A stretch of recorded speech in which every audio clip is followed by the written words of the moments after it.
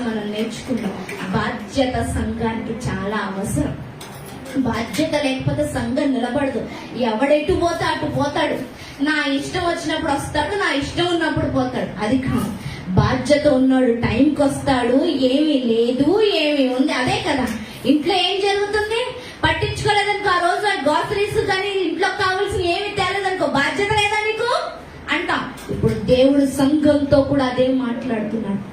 బాధ్యత యుక్తమైన బిడ్డగా, బాధ్యత యుక్తమైన సంఘంగా, బాధ్యత యుక్తమైన శిష్యుడిగా, బాధ్యత యుక్తమైన సార్వత్రిక సంఘముగా, దేవుడు హృదయాన్ని పంచుకునేవారిగా, ప్రార్థించేవారిగా, చేర్చుకునేవారిగా, రూల్స్ అండ్ రెగ్యులేషన్స్ ని, శాస్త్రాన్ని, వాక్యాన్ని మనము పఠించి అనుభవించేవారిగా, పూర్తి చేసేవారిగా మనము ఉండాలా.